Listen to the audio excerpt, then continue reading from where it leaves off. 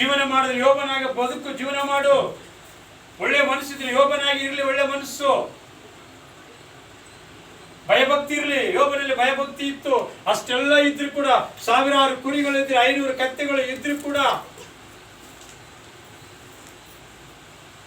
ಆ 3 ದಿವಸದಲ್ಲಿ ಎಲ್ಲ ಸ್ವಾಸ್ಥ್ಯ ಆತನದೇ ಅಧಿಕಾರದಲ್ಲಿ ಇದ್ರು ಕೂಡ ಆತನಲ್ಲಿ ಒಂದು ದಿನ ಕೂಡ ಅಹಂಕಾರ ಬರಲಿಲ್ಲ.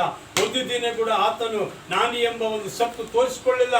ಇವತ್ತು ಒಂದು ದೊಡ್ಡ ಸಭೆ ಇದ್ರೆ ಸಾಕು, ಒಂದು 500 ಜನ ಇದ್ರೆ ಸಾಕು, ಒಂದು 500 ಕುರಿಗಳಿದ್ರೆ ಸಾಕು, ಒಂದು 2 ಮನೆ ಇದ್ರೆ ಸಾಕು, ನಾನೇ ಬಾರ ನೋಡಿ ಬಿಡ ಬಾರ ಅನ್ನೋ ಲೆವೆಲ್ಗೆ ಬದುಕ್ತಾ ಇದ್ದಾರೆ.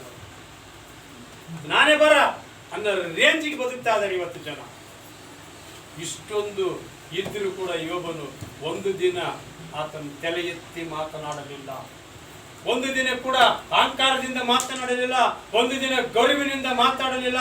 ಒಂದು ದಿನ ಆತನ ಅಧಿಕಾರದಲ್ಲಿ ಮಾತನಾಡಲಿಲ್ಲ. ಆತನ ಒಂದು ದಿನ ಒಂದು ಗಟ್ಟಿಯಾದ ಧ್ವನಿಯಿಂದ ಮಾತನಾಡಲಿಲ್ಲ. ಪ್ರಿಯ ದೇವರ ಮಕ್ಕಳು, ಆತನು ಹೀಗೆ ಹೇಳ್ತಾ ಇದ್ದಾನೆ. ಸ್ವಾಮಿನೇ ಹೇಳ್ತಾ ಇದ್ದಾನಲ್ಲಿ, ಆತನು ನಿರ್ದೋಷಿಯಾಗಿದ್ದನು, ಆತನು ಯಥಾರ್ಥ ಚಿತ್ತನಾಗಿದ್ದನು. ಸಾವಿರಾರು ಕುರಿಗಳು, ಒಂಟೆಗಳು, ಕತ್ತೆಗಳು, ಅಷ್ಟೆಲ್ಲ ಆಸ್ತಿವಂತ ಆಗಿದ್ರು ಕೂಡ ಆತನಲ್ಲಿ ಒಂದು ದಿನ ಗರ್ವ ಅಹಂಕಾರ ತೋರಿಸಲಿಲ್ಲ.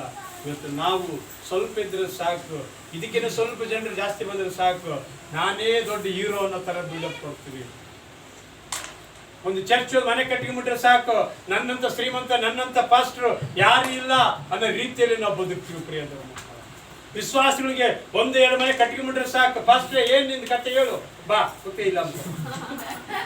ವಿಶ್ವಾಸಿಗಳೇ ಒಂದು ಮನೆ ಕಟ್ಟಿಬಿಟ್ರೆ ಸಾಕು, ಒಂದು ಬಿಲ್ಡಿಂಗ್ ಕಟ್ಟಿಬಿಟ್ರೆ ಸಾಕು, ವಿಶ್ವಾಸಿಗಳು ಏನಂತ ಕರಿತಾರ, ಪಾಸ್ಟರ್ ಏನ್ ನಿಮ್ದು ಬಹಳ ಕಟ್ಟಕಾಯ್ತು, ಏನ್ ನಿಂದ ಕತೆ, ದಶಮ ಭಾಗ ಅಂತೀಯಲ್ಲ 24 ಗಂಟೆ, ಏನ್ ನಿಂದ ಕಾರ್ಯಕ್ರಮ ಹೇಳು.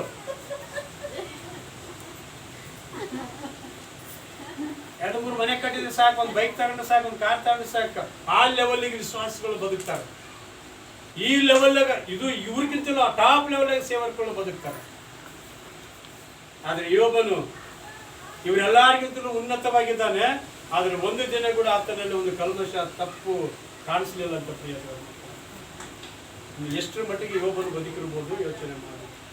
ಇನ್ನು ಯಾವ ಮಟ್ಟದಲ್ಲಿ ಜೀವನ ಮಾಡಿರ್ಬೋದು ಯೋಬನು, ಸ್ವಲ್ಪ ಯೋಚನೆ ಮಾಡಿ. ನಾವಾಗ ಬದುಕಕ್ಕಾಗ್ತದ?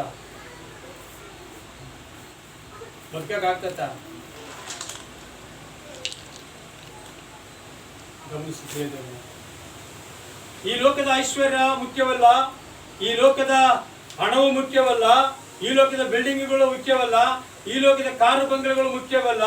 ದೇವರಿಗೆ ಬೇಕಾಗಿರುವುದು ನಿನ್ನ ಯಥಾರ್ಥ ಹೃದಯ, ಯಥಾರ್ಥ ಚಿತ್ತನಾಗಿರಬೇಕು, ದೇವರಿಗೆ ಭಯಭಕ್ತಿ ಉಳ್ಳವನಾಗಿರಬೇಕು. ಇವು ನೀನು ದೇವರಿಗೆ ವಿಧೇಯತ್ವ, ಒಂದು ಮಾನವತ್ವ, ಗೌರವ ನೀನು ಕೊಡುವುದಾದರೆ ನೀನು ಪರಲೋಕ ರಾಜ್ಯಕ್ಕೆ ಯೋಗ್ಯನಾಗಿ ಸೇರಲ್ಪಡ್ತೀಯ. ದೇವರ ರಾಜ್ಯಕ್ಕೆ ನೀನು ಸೇರಲ್ಪಡ್ತೀಯ. ದೇವರು ನಿನ್ನನ್ನು ಮೆಚ್ಚುವಂತನಾಗಿದ್ದ.